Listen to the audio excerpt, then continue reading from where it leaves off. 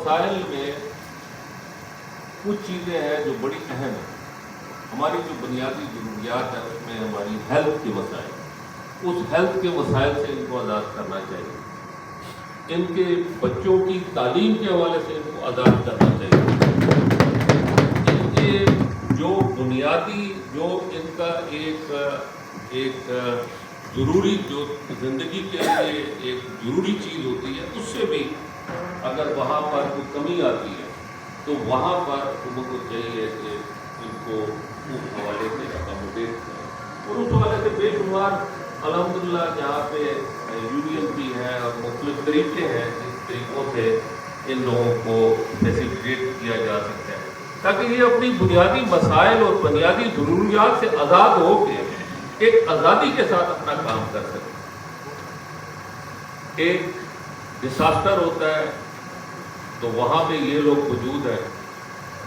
میرے گھر میں ابھی زلزلہ آیا نہیں ہے، میں فوراً ٹی وی لگا کے چیک کروں گا کہ کیا ہوا، کہاں پر نقصان ہوا.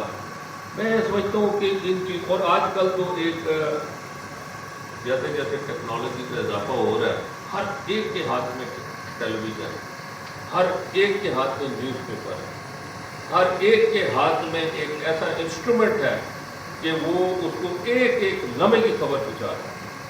چاہے آپ پاکستان میں بیٹھے ہیں، کسی اور شہر میں بیٹھے ہیں، کسی اور ملک میں بیٹھے ہیں، دنیا کے آخری کونے میں بیٹھے ہیں، دنیا کو جوڑ دیا ہے جو اس وقت کی ماڈرن ٹیکنالوجیز ہے.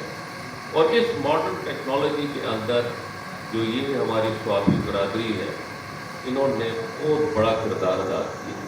انہوں نے تو بہت بڑی قربانیاں دی، بڑی شہادتیں ہیں. ان لوگ اس چیز کو اگنور نہیں کرنا چاہیے اور ان کو کبھی بھی ایسی نگاہ سے دیکھنا جس میں ایک میں سمجھتا ہوں کہ اب اس میں نیگیٹو بھی خبریں آ جاتی ہیں، کوئی اس میں مثبت بھی آتی ہیں.